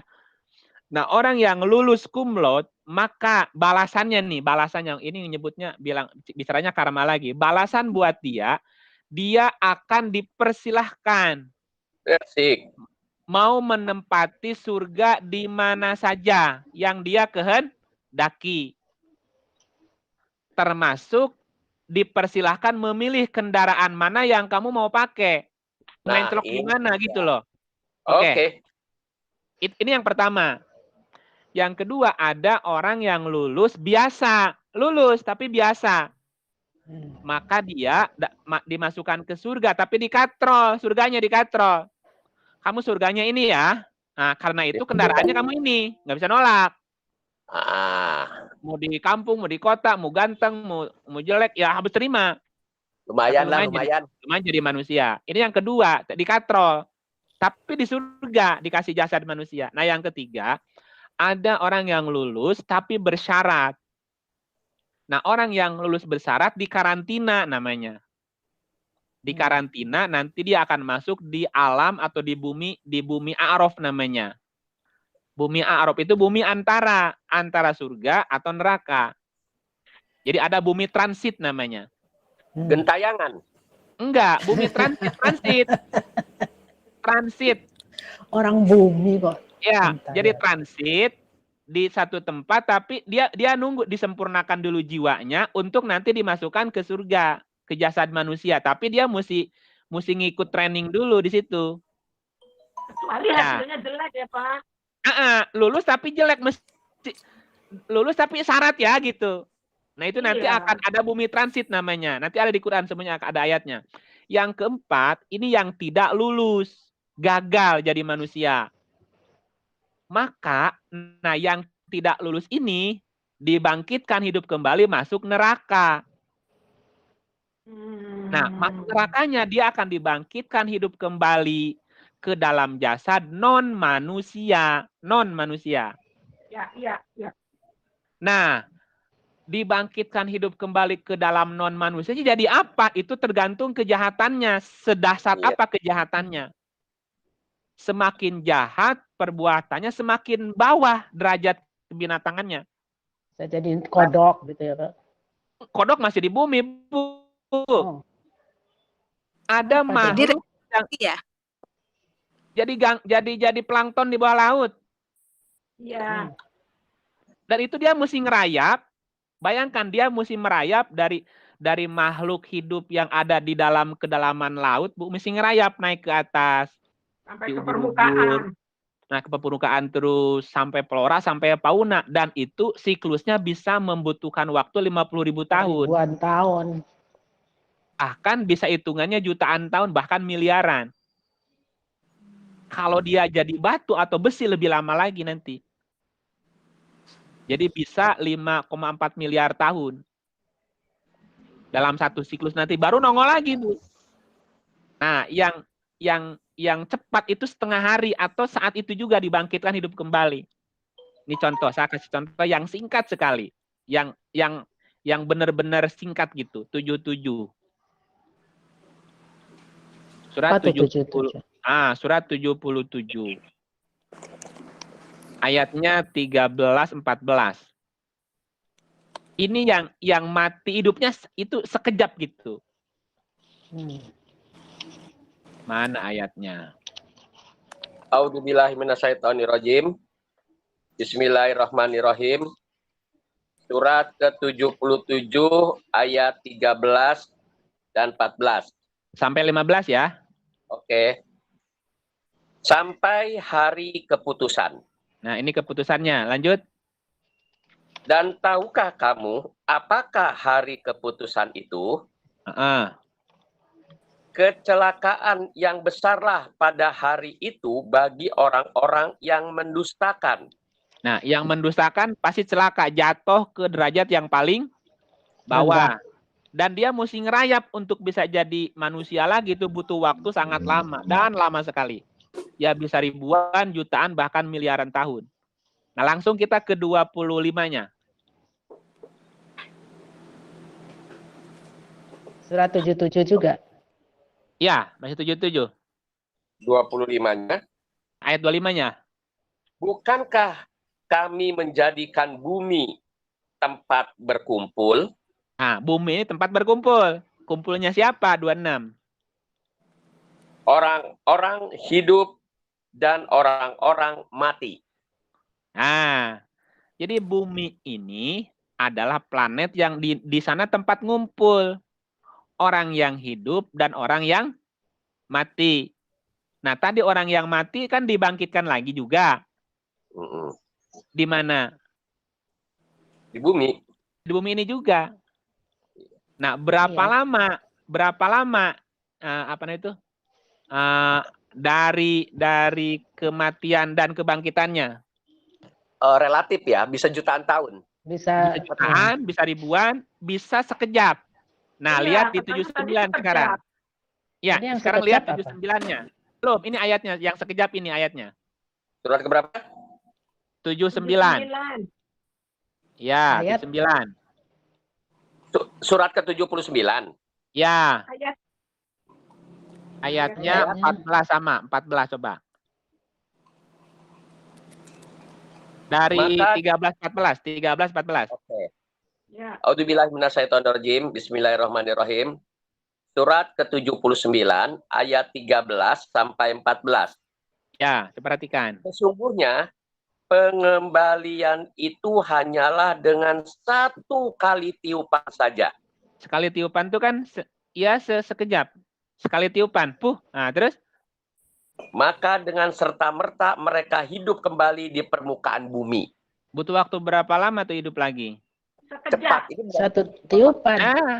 Jadi, buatan kumlaut. nah buat yang jiwa kumlaut. yang, ya, ini sekejap gini. Jiwa-jiwa yang seperti ini ditunggu. Sebelum dia mati udah nunggu jasad yang baru nih, udah nunggu. Iya. Ditungguin, kalau ini ditungguin. Jadi ketika dia keluar dari jasad yang satu, ini udah nunggu nih. Cepetan gue gak sabar nih gitu. Sama mereka reinkarnasi. Ya, dia Ini- Ini lagi. keluar dari jasad satu, langsung masuk ke jasad baru. Nah itu sekali Jasad itu barunya sekejap. kan bayi, Pak. Iya. Nah, jadi bayi lahir itu meninggal, bayi lahir. ting. Nah, Ya. ketika dia manggil, bayi lahir nih. Meninggal keluar, masuk ke situ gitu. Ini yang kumlaut ya, cepat ya, yang kumlaut. Cum laude itu, yang cum laude. Nah, Makanya dia bisa milih tadi. Dan sekarang kan Bisa kalau milih. dan orang masih mempercayai sekarang kayak yang Mulia Daya Lama kan udah ke-17. Berapa 17 ya? Lupa, Pak. 17 ke berapa? itu ada datanya. Nggak pernah ngadep. Nggak pernah ngadep begitu. Jadi ditunggu. Nah, yang parah tadi yang matinya gagal gitu. Gagal jadi manusia turun lagi. Nah, bahasanya dimatengin namanya, Bu. Dimatengin lagi di neraka. Dia Manusia ya. Iya, dia mesti ngalamin lagi menjadi semua benda di alam semesta. Coba alamin kamu jadi ini. Masa kamu nggak mikir juga sih gitu. Jadi bahasanya dia akan ngalamin jadi semua nama lagi. Supaya dia mengambil pelajaran gitu. Yang Tapi dimaksud Pak, Ya Bu Farida ya. tentu apa, Kang? kalau jadi bukan manusia, bagaimana dia bisa berbuat baik sehingga dia akan sampai pada level yang lebih tinggi? Nggak bisa. Dia mesti menjalani karma itu.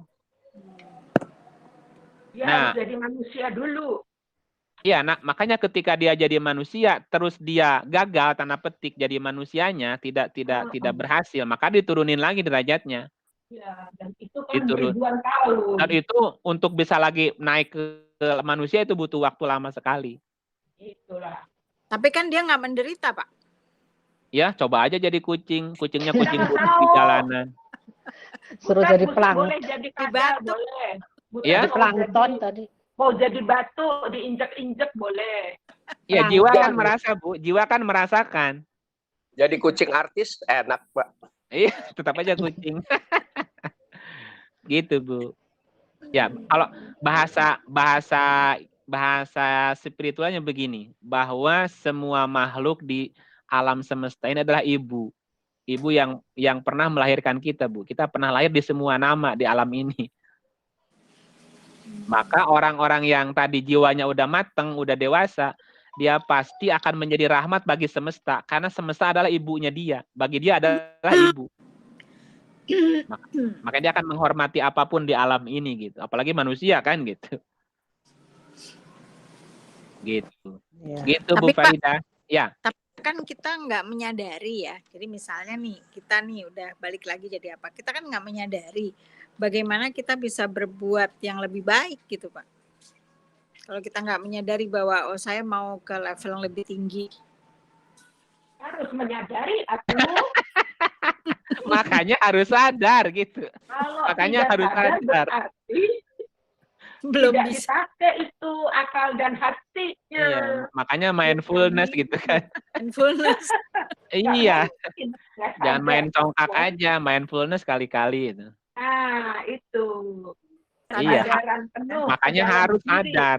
Kita harus sadar. Dan Sadar harus ke diri. dalam ya Pak. Nah, gitu. Makanya belajar ke dalam, belajar itulah. Betul. Itulah, Bu. Ini baru Oke. karma nih Pak. Baru Iya. reinkarnasi baru. Iya. Kenapa Ya. kenapa reinkarnasi di Islam kok nggak disebut secara gamblang gitu, Pak?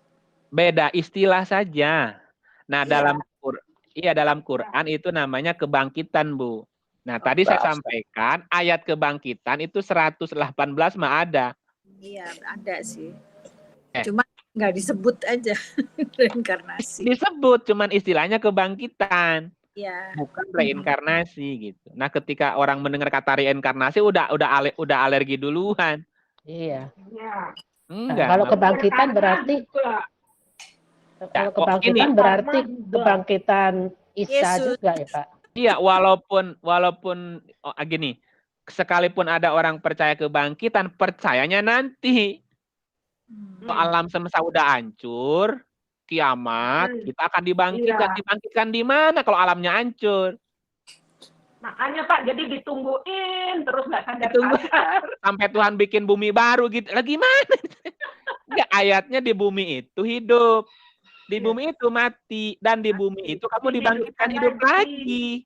Di bumi yang sama. Itu kalau Yesus atau Nabi Isa itu dibangkitkan lagi kembali, itu kaitannya dengan reinkarnasi itu gimana? Sudah. Dia udah bangkit. Udah bangkit. Dan udah bangkit berkali-kali, Bu. Jadi berarti nggak bisa sampai bulan ya, Pak? Ya? Nggak bisa nyampe ke bulan dong, manusia. Bisa. Nah, nanti kita nanti kita bahas judul sendiri atau itu kalau masalah itu, Bu. Balada jiwa ya. Itu enggak di luar balada jiwa nanti. Ya, nanti kita akan cerita manusia penghuni langit. Ya, itu nanti ada topik sendiri. Ginilah, saya singkatnya gini. Kan Tuhan itu menciptakan alam semesta. Ini kan luas sekali, Bu. Ya. Nah, kalau dibagi dua menjadi dua tata. Tata surya dan tata surga. Jadi di alam semesta ini ada namanya tata surya dan ada tata surga. Itu selalu berdampingan tuh. Ya kan? Nah, tata surya kita itu kan ada di dalam dalam lingkaran galaksi kan? Ya. Oke. Nah, galaksi itu kan satu titik gugus di alam semesta, ada galaksi lain. Ya. Nah, kalau kita terbang ke ujung galaksi, itu ada batas antara satu galaksi dengan galaksi lain. Itu namanya garis sidratil muntaha. Oh. Ya. Di situ dia ya. Nanti sesungguhnya manusia kalau sudah jadi manusia langit, dia sudah tidak lagi fisiknya teroksidasi. Dia sudah jadi energi, dia bisa terbang ke galaksi manapun, ke tata surga manapun sekehendaknya. Karena dia sudah tidak terikat ruang waktu. Tapi itu nanti ilmu kita belum nyampe. Jadi ada istilahnya pindah tata surya. Iya kan gini.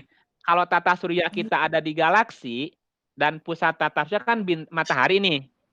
Di galaksi ini ada berapa matahari? Kan Banyak. Miliaran kan? Kalau satu galaksi miliaran bintang seperti matahari, satu matahari itu kan punya tata surya sendiri. Ya, kalau begitu di galaksi ini ada berapa tata surya, Bu? Banyak. Nah, jadi sekalipun bumi ini rusak, nah jiwa-jiwa yang mulia tadi ya pindah ke bumi itu. Tapi itu kan nanti masih lama. Bumi ini masih bagus dihuni. Walaupun kemarin meledak di Beirut, ya kita makan nggak meledak, Bu. Itu kan bukan bumi yang meledak, Pak. Ya kan bukan buminya yang meledak, itu mah kotanya aja, buminya masih ada. Jadi bumi ini masih lama umurnya, tenang. Gini, sekalipun bumi ini rusak, hancur nih, nah nanti jiwa-jiwa yang mulia di planet ini pindah ke sana. Bisa saja. Bisa. Ini ayatnya ada, coba lihat surah 14. Suratnya 14, ayatnya 48. 48 apa 84 ya? Nah, umur saya juga. Suratnya 14. Umur saya 67, Pak, bukan 76, Pak. Oh, gitu ya. Bukan 76 ya, 67 ya. Surat berapa? Maunya. Surah 14 ayatnya 48. Auzubillah surat ke-11 ayat 48. Iya, 48 ayatnya. Yaitu pada hari ketika bumi diganti dengan bumi yang lain. Dan demikian pula langit, dan mereka semuanya di padang mahsyar berkumpul menghadap kehadirat Allah yang Maha Esa lagi Maha Perkasa. Jadi ada hari di mana bumi diganti dengan bumi lain. Ibu punya rumah sekarang. Rumah ibu diganti, mau nggak diganti? Ya, kalau Bagusan udah nggak waktunya ganti. Ini bumi. Bagusan.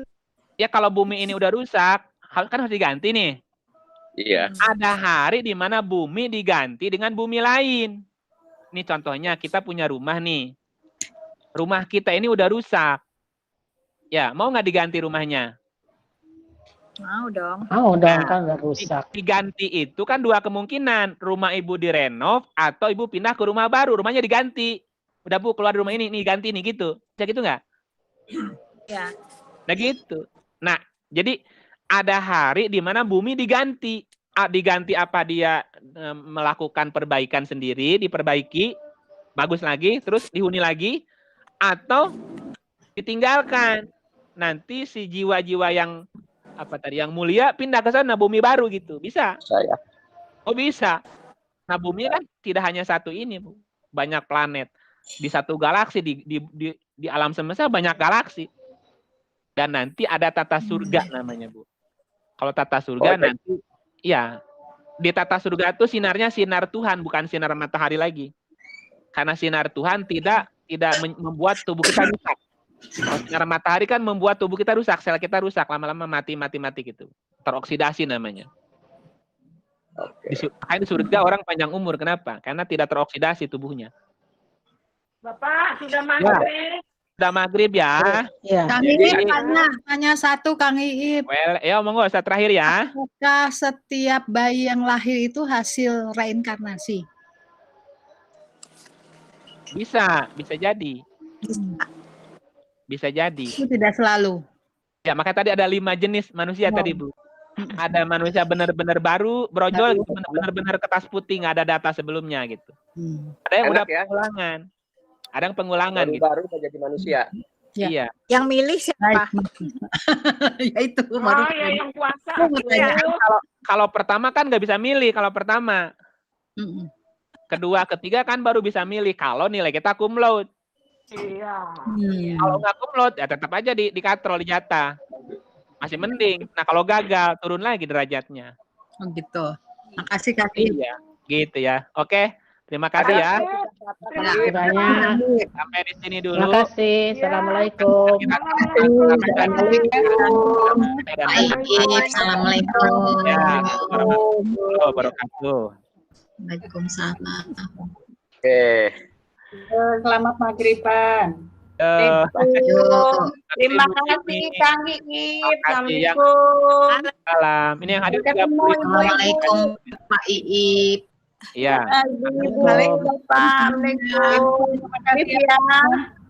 Assalamualaikum semua. Yo, selamat maghriban ya. Ya, sama-sama. Ini pakai Google Map ya, Kang Iip? Iya, kita pakai Google Meet, bukan pakai Google Meet ya. Iya. Ya, lumayan gratisan, Pak.